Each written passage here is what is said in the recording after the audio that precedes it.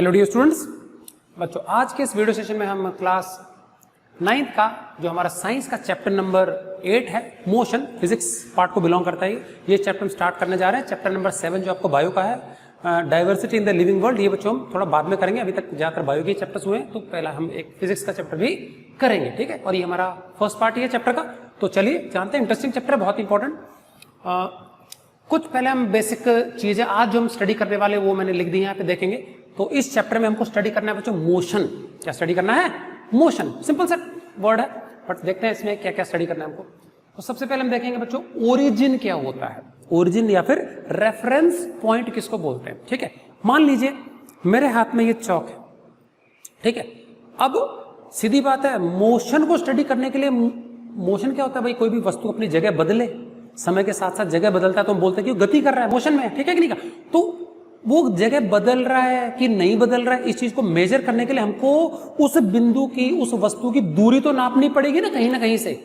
तो किसी वस्तु की पोजीशन का पता लगाने के लिए, उसका पोजीशन का पता लगाने के लिए किसी फिक्स्ड बिंदु का होना जरूरी है जहां से उसका डिस्टेंस नापा जा सके। वो जो फिक्स्ड बिंदु है उसी को हम ओरिजिन या फिर रेफरेंस पॉइंट कहते हैं। जैसे आप स्केल से एक लाइन सेगमेंट खींच दूं मैं, तो स्केल पे आपका एक जीरो मार्क होता है, तो आप लाइन सेगमेंट का एक छोर जीरो पे मैच करते हो तब जाके लेंथ पता लगती है। आप अगर एक लंबा सारा फीता दे दिया मैंने, मेजरिंग टेप बीच में से टूटा हुआ है और कहीं पे भी बीच में रख दिया, तो आपको बहुत जोर आएगा। आपको इनिशियल वैल्यू लेनी पड़ेगी, फाइनल लेनी पड़ेगी, माइनस करना पड़ेगा, तब जाके आएगा। लेकिन उसमें स्केल में हम जीरो मैच कर देते हैं तो सीधा पता लग जाता है जिस जगह रीडिंग आई उतना सेंटीमीटर हो गया। समझ में आ गया ना?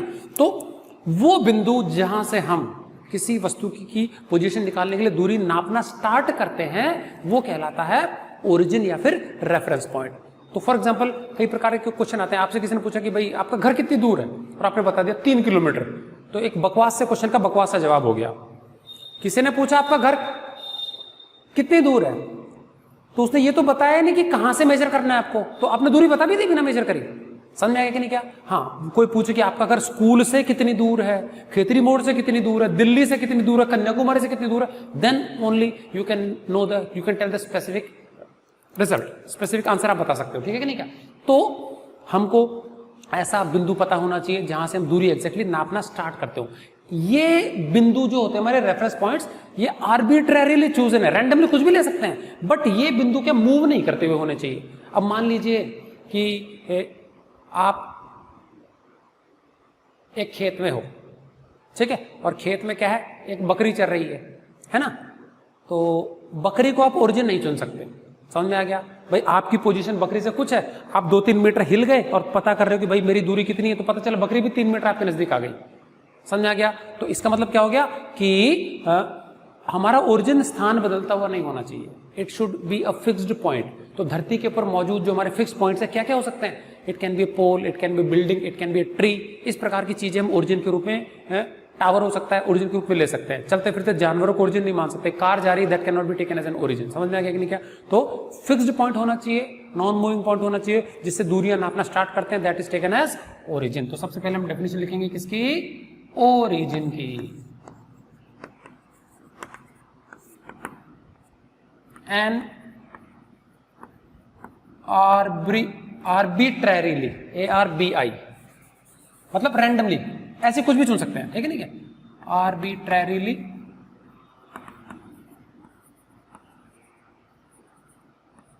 Chosen fixed point on earth. Normally हम मोशन स्टडी कर रहे हैं तो इवन हम चांद तारों का भी मोशन स्टडी कर सकते हैं, हेवनली बॉडीज का, बट यहाँ पे हम सिर्फ अर्थ के बारे में बात करेंगे। अर्थ पे स्टडी कर रहे हैं मोशन को स्मॉल स्केल पे, तो we will talk about reference point situated on earth, ठीक है कि नहीं? क्या so an arbitrarily chosen fixed point on earth from where all the distances are measured. समझ में आ गया? From where all the distances are measured, ये क्या कहलाता है? हमारा ओरिजिन कहलाता है। समझ में आ गया? एग्जांपल क्या हो सकता है ये बताओ? A tree, a pole, a building, a tower, ये सारी चीजें हमारी ओरिजिन हो सकती है, ठीक है। चलिए उसका सेकंड चीज हम देखेंगे बच्चों, मोशन किसको बोलते हैं, मोशन किसको बोलते हैं, ठीक है नहीं क्या। चलिए तो अब ध्यान से समझेंगे, ये हमारा एक पॉइंट है ओरिजिन ओ, सपोज ओरिजिन क्या है ओ, रेफरेंस पॉइंट है, यहां से दूरियां नापनी स्टार्ट करेंगे। अब ये हमारा कोई एक ऑब्जेक्ट है, ये हमारा कोई ऑब्जेक्ट है, सपोज ये पॉइंट ए पर लोकेटेड है, ये पॉइंट ए पर लोकेटेड है और हमने टाइम स्टार्ट कर रखा है। अभी मान लेते हैं जब हमने एक बार इसकी देखा, दूरी देखी किसी पर्टिकुलर पॉइंट ऑफ टाइम पे, तो मान लीजिए वो दूरी आती है 5 मीटर। कितनी दूरी पर है ये, 5 मीटर पे। ये वैसे एग्जांपल जैसे मान लीजिए हमारा कोई स्विच बोर्ड है, स्विच बोर्ड के सॉकेट से मान लीजिए एक छिपकली है दीवार पे बैठी हुई, तो उसकी दूरी कुछ है। थोड़ी देर बाद कहीं ना कहीं लाइट के आसपास इंसेक्ट आया, छिपकली ने मूवमेंट किया, तो समय बीतने के साथ साथ उस ओरिजिन से छिपकली की दूरी बदली। तो अगर कोई वस्तु समय बीतने के साथ साथ ओरिजिन से अपनी दूरी में परिवर्तन ले आता है, तो हम कहेंगे कि वो मोशन की स्थिति में है। समझ में आ गया। तो अब मान लीजिए ये, और मान लीजिए कुछ समय बीत गया एंड नाउ ऑब्जेक्ट आ गया पॉइंट बी पर, यहां आ गया। तो अब मुझे बताओ, अब ये दूरी कितनी हो गई, ये हो गई, सपोज ये 7 आ गई। तो क्या बदलाव हुआ, बिल्कुल हुआ। तो यदि कोई वस्तु समय बीतने के साथ ओरिजिन से अपनी दूरी में बदलाव ले आता है, तो कहेंगे कि वो मोशन की स्थिति में। मोशन और रेस्ट ये दोनों किसी वस्तु की अवस्थाएं हैं। These are the states of an object. भाई या तो वो रेस्ट पे रहेगा या वो मोशन में रहेगा, दोनों में से कोई एक अवस्था होगी। समझ में आ गया कि नहीं क्या। तो ये स्टेट है, अवस्था है किसी वस्तु की, ठीक है, जब वो अपनी पोजीशन बदलता है समय के बीतने के साथ। और अगर वो ना बदले, अब मान लीजिए कि एक ऑब्जेक्ट है, वो टाइम t इक्वल टू 0 पे 5 मीटर की दूरी पर है, 1 घंटा बीत गया, अभी भी 5 मीटर की दूरी पर है, और 1 घंटा बीत गया, फिर 5 मीटर की दूरी पर, 10 घंटे तक हमने ऑब्जर्व किया, वो उतनी ही दूरी पे है। इसका मतलब it is not changing its position with respect to the origin with the passage of time. Time बीतने के साथ ओरिजिन से अपनी दूरी नहीं बदल रहा, तो वो रेस्ट की स्थिति में कहलाएगा। समझ में आ गया। तो शुद्ध हिंदी में समझते हैं पहले, कब कोई वस्तु मोशन में है और कब कोई वस्तु रेस्ट पे है। कोई भी वस्तु मोशन में तब कहलाती है जब वो एक फिक्स्ड पॉइंट से, ओरिजिन से समय बीतने के साथ अपनी पोजीशन चेंज कर ले, तो वो मोशन में कहलाएगा। एंड कोई भी वस्तु रेस्ट पे तब कहलाती है जब वो समय बीतने के साथ ओरिजिन से अपनी पोजीशन न बदले, कांस्टेंट रखे, तो कहलाएगा वो रेस्ट पे। समझ में आ गया। चलिए, तो मोशन,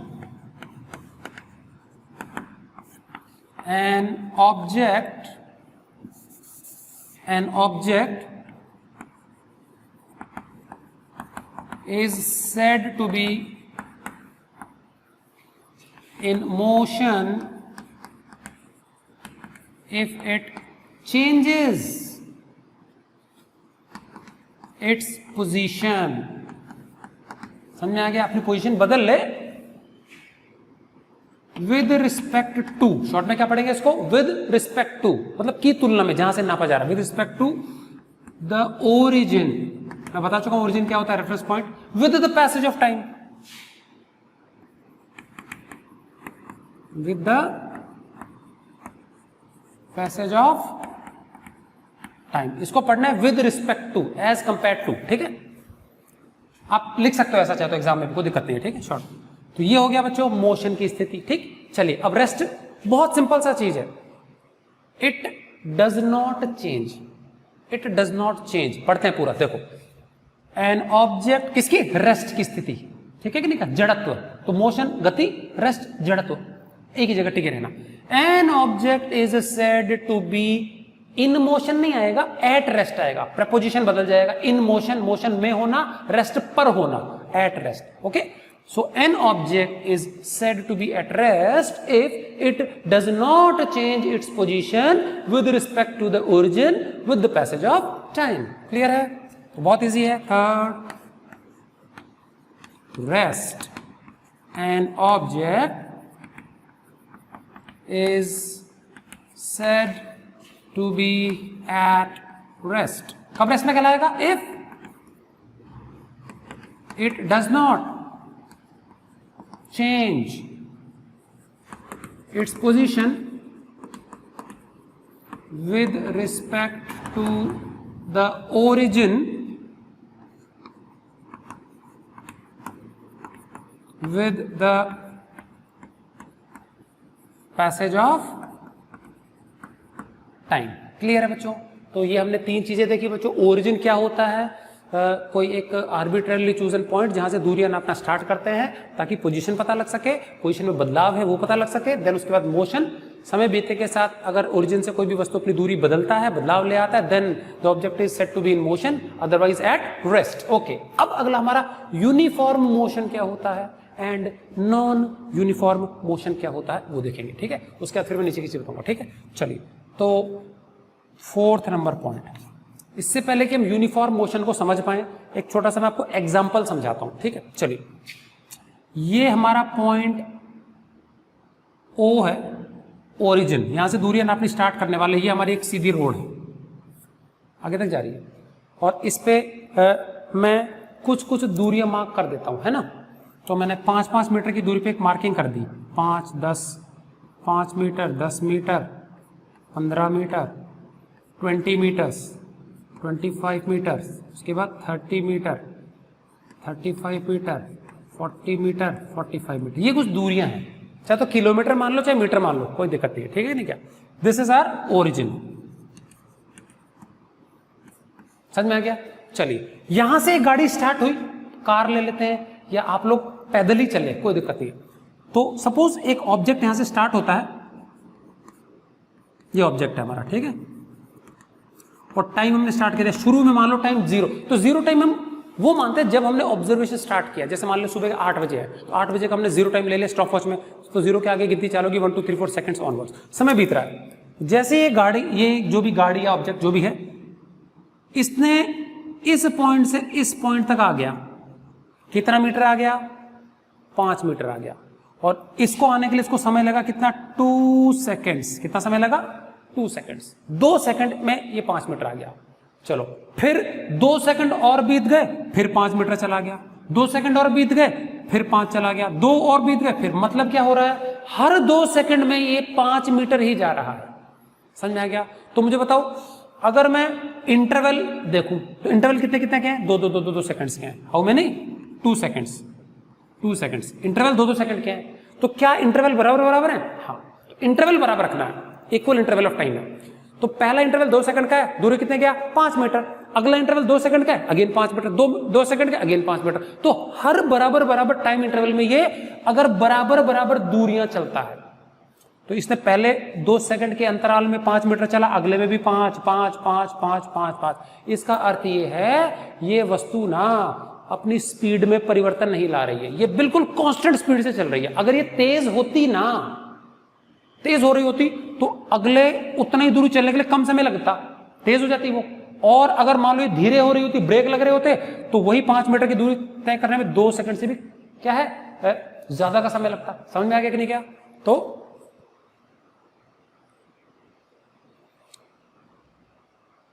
तो यहां पे क्या है, बराबर बराबर यदि कोई भी वस्तु दूरियां चलता है इक्वल इक्वल इंटरवल्स में, तो इसका मतलब उसकी स्पीड बिल्कुल कांस्टेंट है, और इस प्रकार का मोशन कहलाता है uniform motion.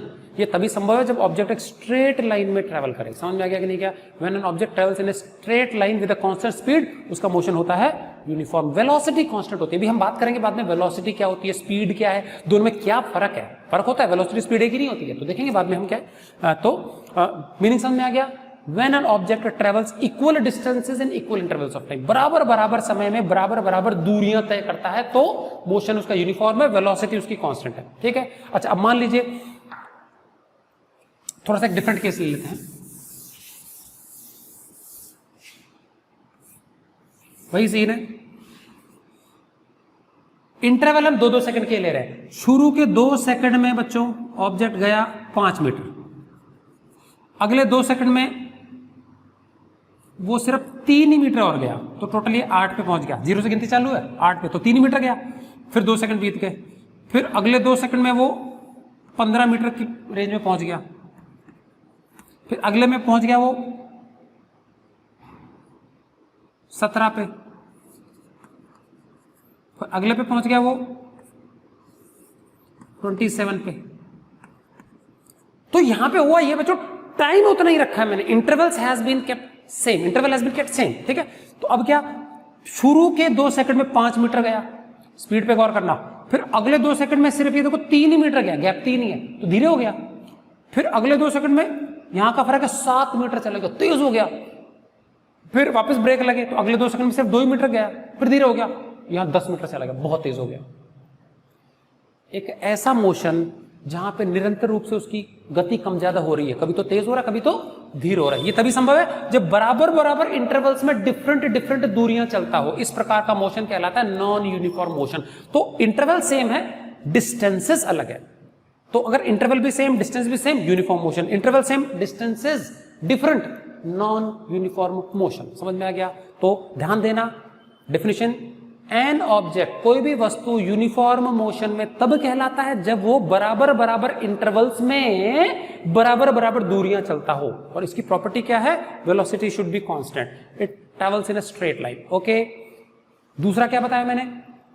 N object is said to be non uniform motion if it travels unequal distances in equal intervals of time. Time इक्वल है, दो सेकंड, लेकिन दूरियां कम ज्यादा है। तो जहां दूरी ज्यादा है वहां पे तेज हो रहा है, जहां दूरी कम है वहां पे धीरे हो रहा है। तो मतलब कभी ब्रेक लग रहा है, कभी एक्सीलरेटर लग रहा है। समझ में आ गया? तो ये 2 मेन प्रकार के मोशन हो गए। चलो इनको लिख लेते हैं, बाद में इसके ग्राफिकल प्रेजेंटेशन भी देखेंगे, कैसे इंटरप्रेट होता है वो बाद में स्टडी करेंगे। तो जस्ट अभी मैं डेफिनेशन लिखवा रहा हूं, ठीक है? यूनिफॉर्म मोशन क्या होता है? Uniform motion, an object is said to be in uniform motion if it travels equal distances in what? Equal intervals of time, equal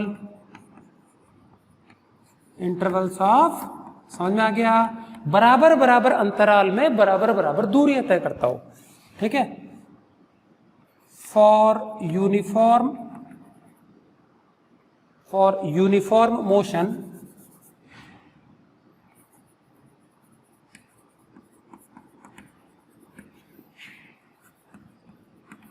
velocity क्या होती है?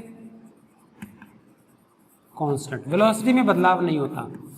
समझ में आ गया? अभी थोड़ी देर में, अभी हमको ज्यादा वेलोसिटी के बारे में पता नहीं है, आप लोगों को लगता है कि वेलोसिटी स्पीड ही होती होगी। वेलोसिटी और स्पीड अलग अलग चीजें हैं, ठीक है? तो बाद में डिस्कस करेंगे, धीरे धीरे आ रहे हैं हम टॉपिक पे। तो वेलोसिटी यहाँ पे कांस्टेंट है, ठीक है? तो इसका सिंपल सा मतलब इतना है कि the object will be moving along a straight line with a constant speed. Speed same है, तेज या धीरे नहीं हो रहा, और दिशा भी नहीं बदल रहा है। समझ में आ गया कि नहीं? का स्ट्रेट लाइन में चलना चाहिए, तभी उसका मोशन यूनिफॉर्म होगा। दिशा बदल देगा तो भी यूनिफॉर्म नहीं कहलाएगा, ठीक? चलिए, उसके बाद पॉइंट नंबर 5 क्या लिख लेते हैं, बताओ? Non uniform motion. एक वर्ड का फर्क है। An object is said to be in, यहां जाएगा non uniform motion if it travels equal distances की जगह क्या आ जाएगा? Unequal distances. इंटरवल सेम रखेंगे तो बस ये शब्द चेंज होगा, अनइक्वल, और यहां पे नॉन आ जाएगा, नॉन यूनिफॉर्म मोशन। क्लियर? चलिए लिख दें, नॉन यूनिफॉर्म मोशन क्या है बताओ? An object is said to be in non-uniform motion if it travels unequal distances, कम ज्यादा है ना,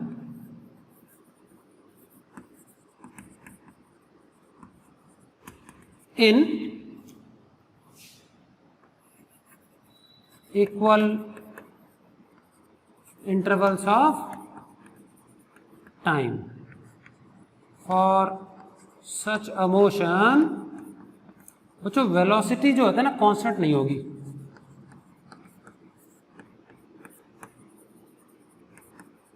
और वेलोसिटी कांस्टेंट के मैंने 2 मतलब बताए थे, डायरेक्शन सेम होनी चाहिए। मतलब एक स्ट्रेट लाइन में मूव करेगा तभी दिशा सेम होगी, टेढ़ा मेढ़ा हो गया तो दिशा बदल गई, है ना? और स्पीड सेम। अगर ये दोनों चीजें सेम रहे तो वेलोसिटी कांस्टेंट होगी। अच्छा, इनमें से एक भी चीज बदल गई तो मतलब समझो वेलोसिटी बदल गई। दिशा बदलना भी वेलोसिटी बदलना होता है, और स्पीड चेंज होना भी वेलोसिटी बदलना होता है। ऑब्जेक्ट जा रहा है, धीरे हो गया, वेलोसिटी भी बदल गई। तेज हो गया तो भी वेलोसिटी बदल गई। और मान लो धीरे तेज नहीं हो रहा, स्पीड तो कांस्टेंट है लेकिन दिशा बदल दी तो भी वेलोसिटी बदल गई। समझ में आ गया? तो यहां पे क्या है, वेलोसिटी कांस्टेंट नहीं है, इसका मतलब आइदर डायरेक्शन और स्पीड और बोथ चेंज। भाई या तो दिशा बदल जाएगी, स्पीड सेम रहेगी, या स्पीड बदल जाएगी, दिशा सेम रहेगी, या दोनों ही बदल जाएंगे। कुछ भी हो सकता है। इस प्रकार का मोशन है नॉन यूनिफॉर्म मोशन। क्लियर है? ओरिजिन क्या होता है, मोशन क्या है, रेस्ट क्या है, यूनिफॉर्म मोशन क्या है, नॉन यूनिफॉर्म मोशन क्या है। ग्राफिकल प्रेजेंटेशन बाद में देखेंगे।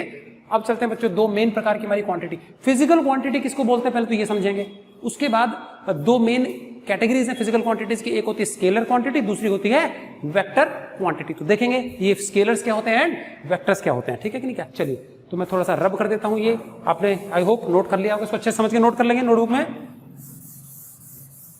5 हो गया है ना, अब 6 से देखेंगे हम। चलिए, फिजिकल क्वांटिटी बच्चों, क्वांटिटी का मतलब क्या होता है, मात्रा।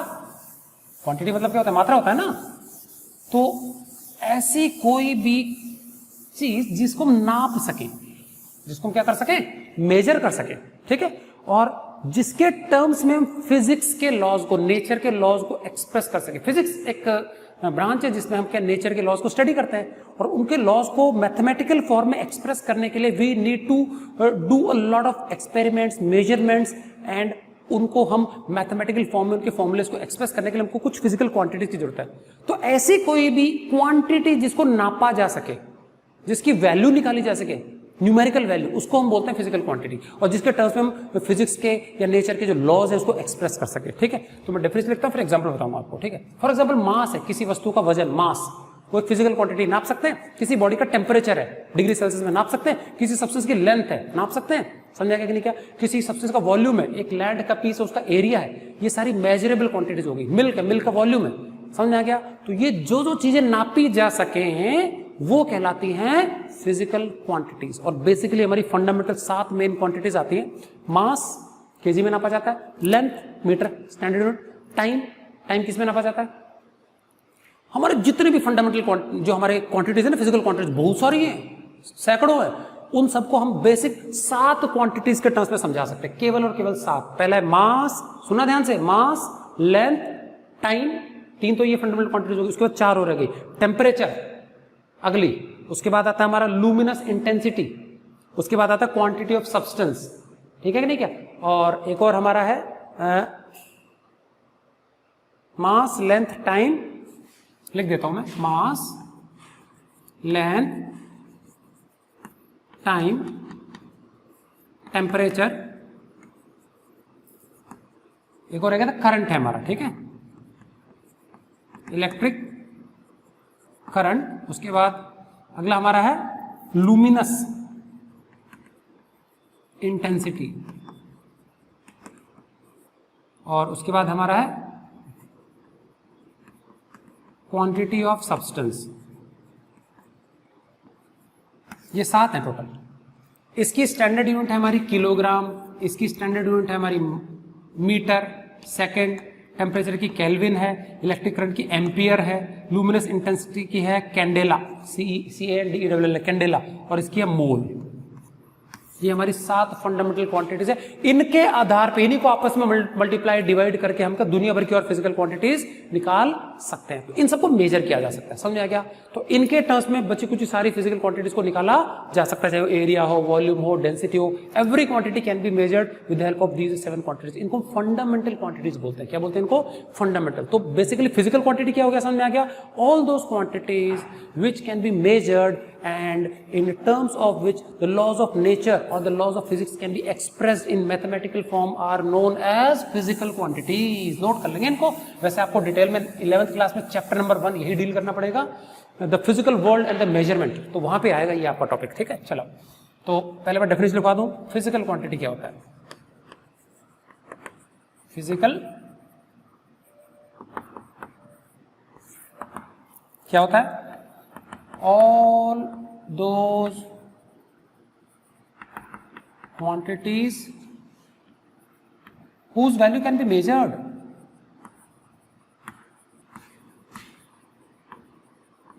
and in terms of which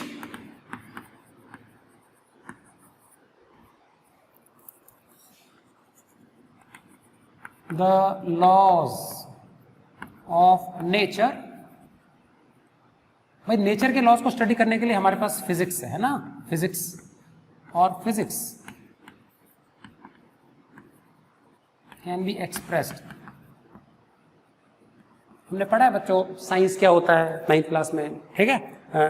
तो साइंस एक ऐसा ब्रांच है जो कि क्या हमको नेचर की स्टडी के लिए नेचर की स्टडी करने की प्रेरणा देता है और नेचर की वर्किंग कैसे होती है उसको समझना चाहते हैं हम, ठीक है। तो हाउ द नेचर वर्क्स, इसको नेचर की वर्किंग को गवर्न करने वाले बेसिक फंडामेंटल सिद्धांत क्या, लॉज क्या हैं, तो ये सब चीजें हम फिजिक्स में स्टडी करते हैं और बाद में इन्हीं लॉज को अप्लाई करते हैं ह्यूमन के वेलफेयर के लिए, हमारे वेलफेयर के लिए या फिर हमारे जीवन को आसान बनाने के लिए, प्रॉब्लम सॉल्विंग अप्रोच के लिए, ठीक है कि नहीं, यही साइंटिफिक मेथड भी है, ठीक। So all those quantities whose values can be measured and in terms of which the laws of nature or physics can be expressed are called physical quantities, physical quantities। समझ में आ गया कि नहीं? क्या एग्जाम्पल, मास, लेंथ, मैं fundamental के नाम लिखवा देता हूं, है ना, टाइम, उसका क्या अगली हमारी बताई थी मैंने, temperature, electric current, luminous intensity. बच्चों ये तो आपको पता है, मास, लेंथ, टाइम, टेम्परेचर, ठीक है। इलेक्ट्रिक करंट भी आपको पता है, मेजर करते हैं एम्पियर में। लुमिनस इंटेंसिटी होता है किसी भी लाइट के सोर्स की ब्राइटनेस का माप, चमक, हाउ ब्राइट इज। एक मोमबत्ती है, एक 100 वाट का बल्ब है, 500 वाट का बल्ब है, सबकी ब्राइटनेस में फर्क होगा। मून की चमक, वीनस की चमक और एक हमारे सन की चमक, सब में फर्क होगा। तो ब्राइटनेस का जो इंडेक्स है वो है हमारी लुमिनस इंटेंसिटी। एक 5 वाट की एलईडी जल रही है, एक 25 वाट की एलईडी चल रही है, फर्क होगा दोनों के अंदर, ब्राइटनेस लेवल अलग अलग होगा। लुमिनस कैंडेला होता है इसका, ठीक है। Luminous intensity and quantity of substance, पदार्थ की मात्रा जो कि मोल में निकालते हैं, केमिस्ट्री में है ना हमारा मोल कॉन्सेप्ट, हमने पढ़ा है वहां पे। चलो तो बच्चों ये हमारी बेसिक फंडामेंटल क्वांटिटीज, और इसके आधार पे हमने कुछ दूसरी डिराइव्ड क्वांटिटीज भी निकाली। ये फंडामेंटल है, मैंने इनके नाम लिखवा दिए। डिराइव्ड क्वांटिटीज में हमारा डेंसिटी आ गया, वॉल्यूम आ गया, एरिया आ गया, हमारा वेलोसिटी, स्पीड, एक्सेलरेशन, उसके बाद हमारा डिस्प्लेसमेंट आ गया। तो ये अधिक जो अलग अलग क्वांटिटीज है ये सारी क्या डिराइव, इन्हीं से निकली है सारी, ठीक है। चलो फिजिकल क्वांटिटीज। अब अगला ध्यान से सुनेंगे बच्चों, ये जो क्वांटिटीज है बेसिकली इनको दो मेन कैटेगरीज में बांटा गया, ध्यान से समझना। एक है हमारी स्केलर क्वांटिटी, दूसरी है वेक्टर क्वांटिटी। समझना ध्यान से, स्केलर क्वांटिटी। मान लीजिए मैंने आपको एक लाइन सेगमेंट दे दी और मैंने आपको एक स्क्वायर दे दिया जिसका की साइड है 5 मीटर और लाइन सेगमेंट दे दी, और आपको बोला कि इसकी लेंथ निकालो जी। तो लेंथ एक मेजरेबल क्वांटिटी है तो फिजिकल क्वांटिटी होगी, तो लेंथ एक क्वांटिटी है और मैंने आपको लेंथ निकालने के लिए दे दिया। आपने फीता रखा, 0 यहां टिकाया, हाँ जी ये तो 38 सेंटीमीटर हो गया, ठीक है।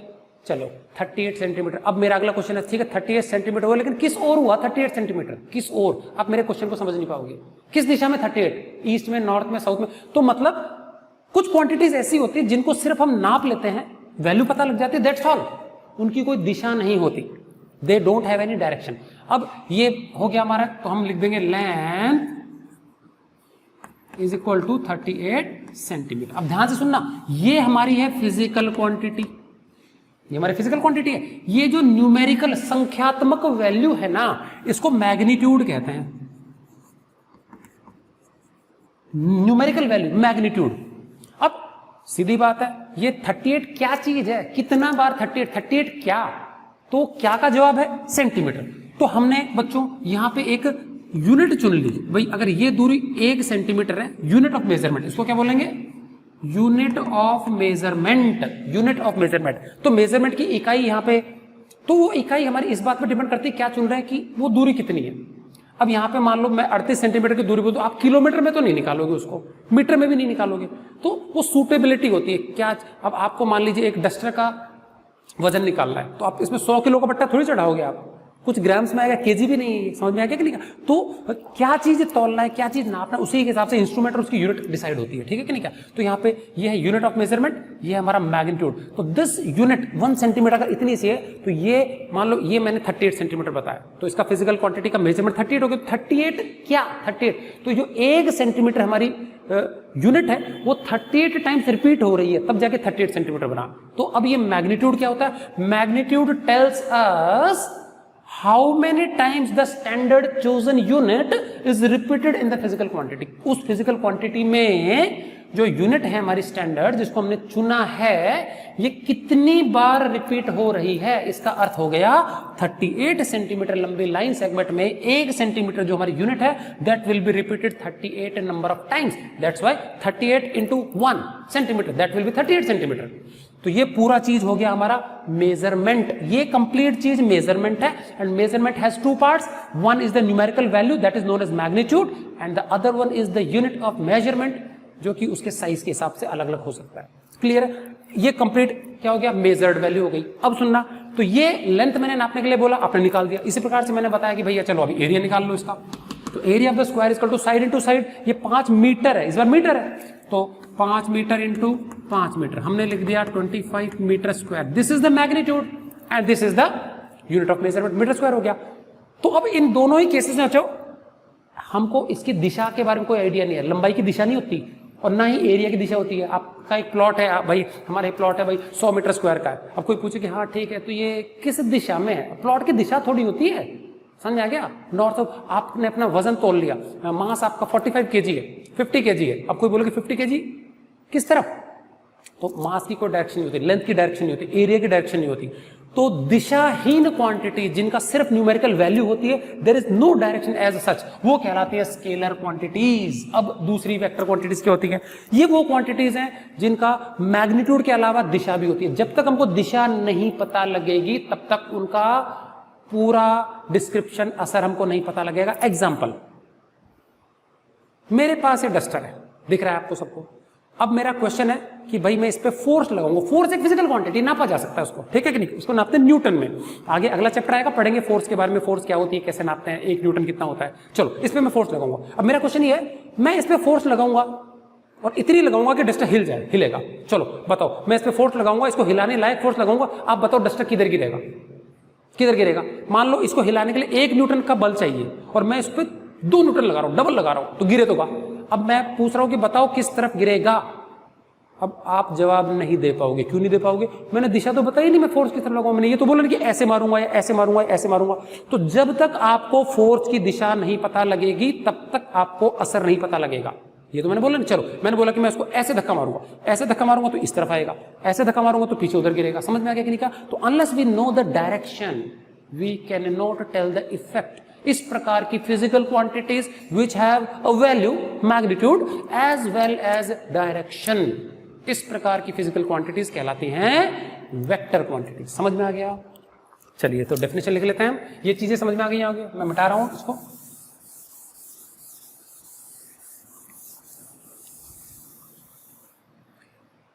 तो 7th में लिखवा रहा हूं क्या? स्केलर क्वांटिटी है ना, scalar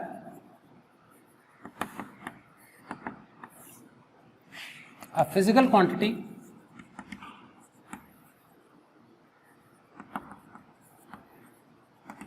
which has only magnitude, मैंने मतलब समझा दिया, न्यूमेरिकल वैल्यू है ना,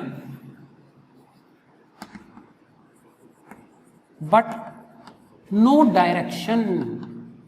बहुत ध्यान से समझना, मैंने सिंगुलर में लिया क्वांटिटी तो इज कॉल्ड, क्वांटिटीज होता तो आर, इज कॉल्ड और स्केलर क्वांटिटी। एग्जाम्पल बच्चों, जो मैंने अभी 7 फंडामेंटल क्वांटिटी बताई थी ना, उसमें से मास, लेंथ, टाइम, तीनों, mass, length, time, area, volume, density, displacement, speed, work, temperature, इनका किसी का भी दिशा नहीं होती, बट वैल्यू सबकी होती है। समझ में आ गया? तो दीज आर द क्वांटिटीज। अब बाद में हम देखेंगे ये डेंसिटी की तो अपने चैप्टर नंबर 1 में कर चुके, मास अपॉन वॉल्यूम। उसके बाद डिस्प्लेसमेंट क्या होता है, स्पीड क्या होता है, एक्सेलरेशन क्या होता है, ये सारी चीजें, मोमेंटम, बहुत सारी चीजें और भी, फोर्स, ये सब देखेंगे जैसे जैसे हम चैप्टर आगे प्रोग्रेस करेगा देखते जाएंगे। स्केलर क्वांटिटी समझ में आ गया? चलिए अगला मैं लिखवाने जा रहा हूं क्या, वेक्टर क्वांटिटी बच्चों। ये दिशा वाली है, तो डायरेक्शन के साथ साथ इनकी मैग्नीट्यूड के साथ साथ क्या होता है, इनका डायरेक्शन भी होती है। समझ में आ गया? Point number 8,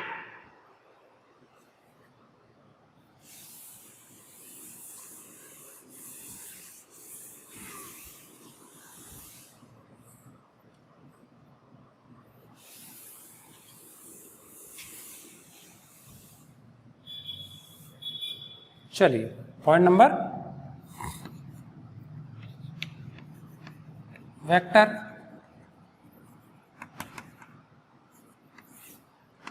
a physical quantity which has both magnitude and direction. Clear?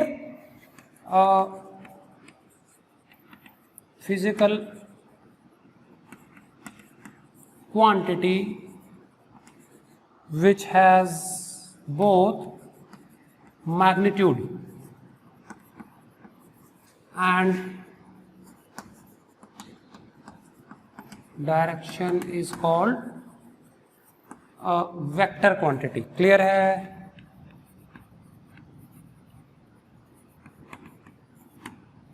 Example इसमें आता है हमारा वेलोसिटी। बच्चों गड़बड़ हो गई हमारी, ये डिस्प्लेसमेंट नहीं आएगा, डिस्टेंस आएगा, DISTANC। डिस्प्लेसमेंट वेक्टर क्वांटिटी है, फर्क देखेंगे बाद में, डिस्टेंस क्या डिस्प्लेसमेंट है, DIS डिस्टेंस। ओके, यहां आएगा displacement, velocity displacement, acceleration force, pressure, momentum,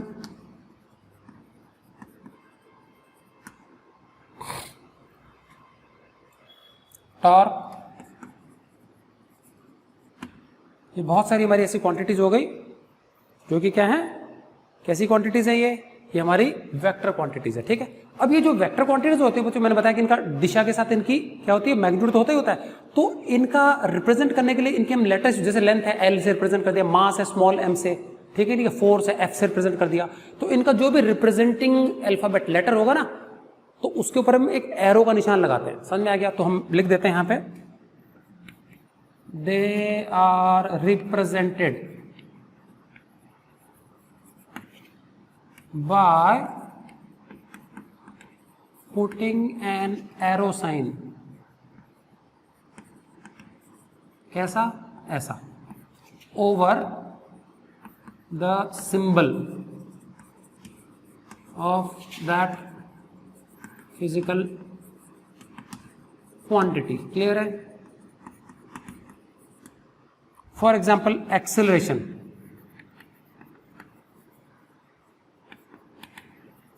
small ऐसे डिनोट करते हैं तो ऊपर ऐसे लगा देंगे, ये है एक्सेलरेशन। तो इससे पता लग गया वेक्टर क्वांटिटी। वेलोसिटी, वेलोसिटी को हम v से डिनोट करते हैं तो एरो। डिस्प्लेसमेंट s से। अब आप बोलोगे डिस्प्लेसमेंट को d से क्यों नहीं किया, मैं कारण बताऊंगा, ऐसे से क्यों किया बाद में बताएंगे जब समझाऊंगा मैं। ठीक है, momentum small p, force F। समझ में आ गया? तो जो भी उनका सिंबल होगा, सिंबल के ऊपर एक एरो का निशान लगाना है। ये हमारी हो गई बच्चों कौन सी क्वांटिटीज, वेक्टर। तो आज के बच्चों वीडियो सेशन में हमने क्या देखा, रेफरेंस पॉइंट, ओरिजिन क्या होता है, मोशन रेस्ट में क्या फर्क होता है, यूनिफॉर्म नॉन यूनिफॉर्म मोशन किसे कहते हैं, एंड फाइनली जो फिजिकल क्वांटिटीज, क्या किन्हें फिजिकल क्वांटिटी बोलते हैं, साथ हमारी फंडामेंटल क्वांटिटीज के नाम आप याद कर लेंगे, टेबल बना लेना चाहे तो, along with their units, and what is the difference between scalars and vectors. ठीक है, तो बच्चों आज के वीडियो के लिए इतना ही, इसको अच्छे से समझ के नोट कर लेंगे, बहुत बेसिक कॉन्सेप्ट है, आगे हायर क्लासेस में आपके बहुत काम आने वाले हैं। तो मिलते हैं बच्चों नेक्स्ट वीडियो में, आगे का क्वेश्चन वहां डिस्कस करेंगे। Till then goodbye and thanks for watching.